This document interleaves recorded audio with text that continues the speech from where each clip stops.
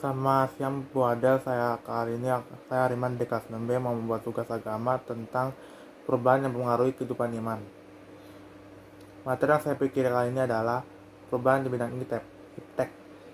IPTEK merupakan akronim dari ilmu pengetahuan dan teknologi yang kerap digunakan saat membahas mengenai perkembangan teknologi atau adanya perkembangan atas suatu disiplin ilmu. Perkembangan iptek sendiri terjadi karena adanya globalisasi kemajuan di bidang teknologi. Ini membentuk kehidupan manusia. Contohnya saja pembaruan teknologi di bidang transportasi, komunikasi, dan masih banyak lagi. Pengertian: iptek berkaitan dengan perkembangan teknologi berupa pembaruan baru.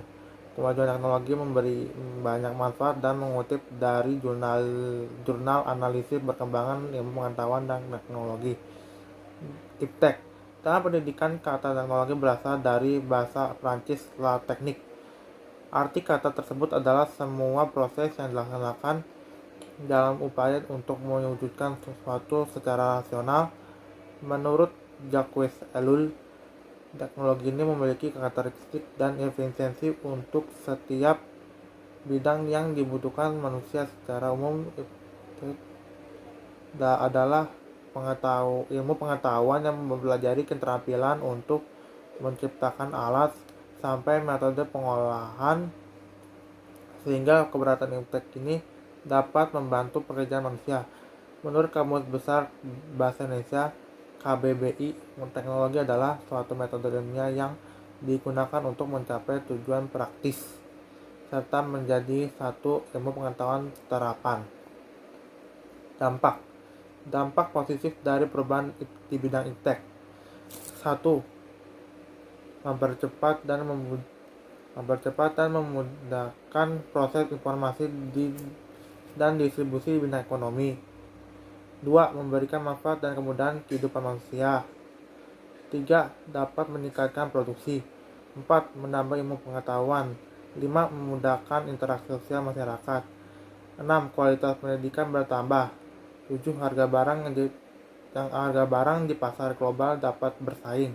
8. Produk yang dijual lebih luas untuk perubahan industri. Dampak negatif dari perubahan di bidang iptek. 1. Semakin berkurangnya budaya tradisional. 2. Maraknya tindakan kejahatan di bidang teknologi. 3. Muncul sifat konsumtif. 4. Penyebaran berita bohong atau hoaks semakin mudah. 5. Individu bersikap antisosial. Hambatan. 1. Hambatan budaya berkaitan dengan perbedaan persepsi dan sudut pandang iptek menjadi berjalan lambat saat muncul perbedaan persepsi dan sudut pandang dari satu pihak.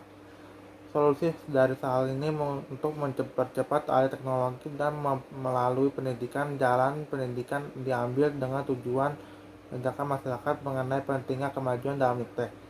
Secara teori tampak mudah, namun dan praktiknya tidak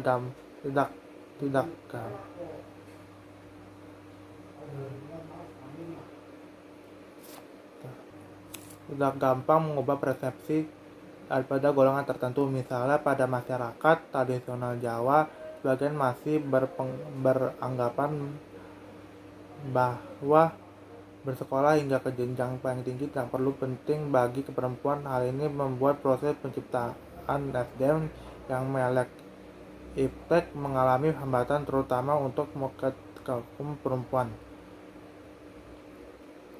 2. Sikap tradisional yang berprasangka buruk pada inovasi baru. Tidak semua orang bisa menerima begitu saja. Pembaruan yang terjadi melalui iptek, mereka menunjukkan sikap antipati dan beranggapan semua hal baru memberi pengaruh buruk. Hal ini salah satunya terjadi karena adanya trauma pada masyarakat tradisional akibat pengaruh penjajahan di masa lalu. Prasangka buruk ini yang menghambat proses alih teknologi. Akibatnya Indonesia masih tertinggal jauh dari bangsa asing dalam urusan penguasaan iptek.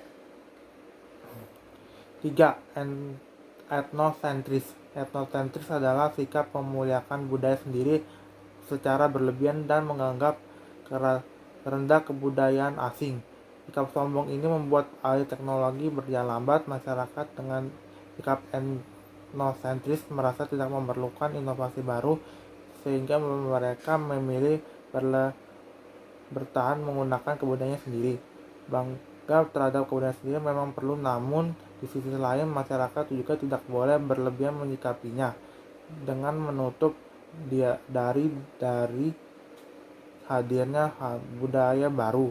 Hal-hal positif dari budaya kurang disiplin yang tidak mandiri. Ketiganya adalah hambatan untuk perkembangan iptek. Misalnya sikap pasrah pada nasib membuat seseorang enggan untuk mempelajari hal-hal baru yang bisa meningkatkan kompetensi dirinya.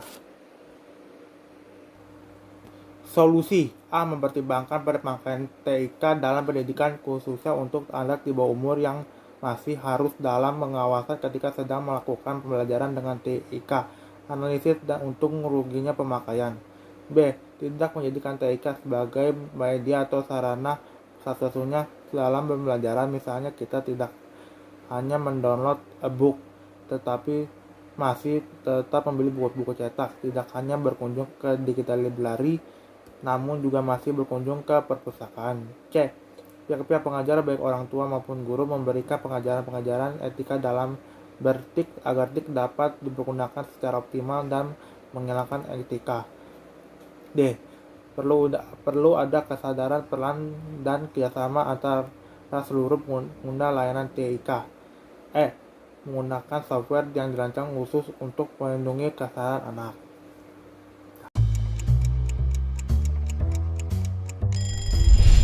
Setiap pagi mungkin kita bangun karena dengar suara alarm di HP kita. Sambil melek di pinggir kasur, buka HP dulu, update media sosial, dan sehabis mandi langsung berangkat ke sekolah naik ojek online, dan kalau mau jajan tinggal pesen makan. Semua lewat HP kita.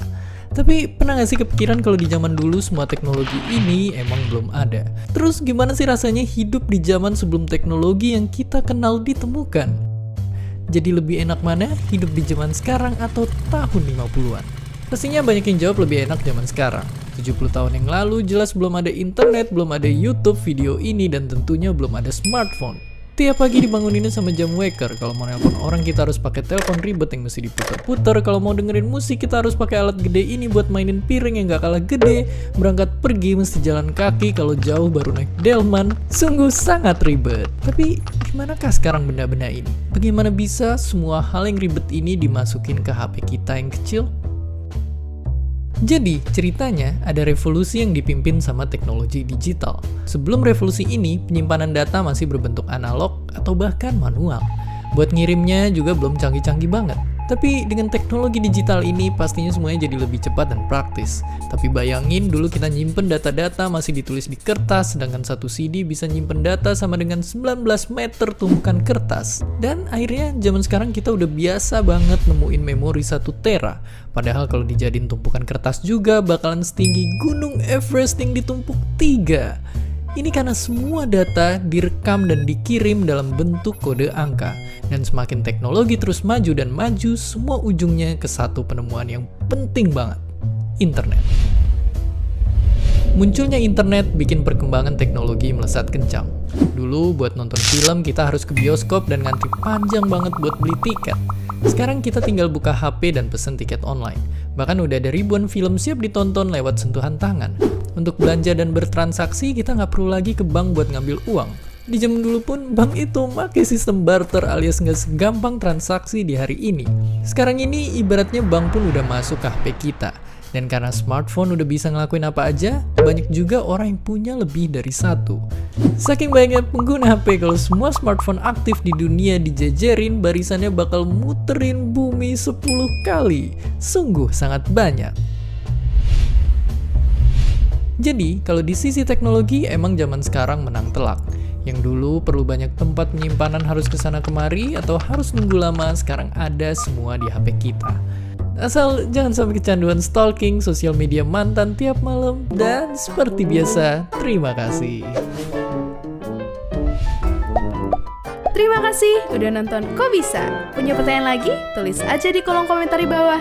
Keep asking and stay curious.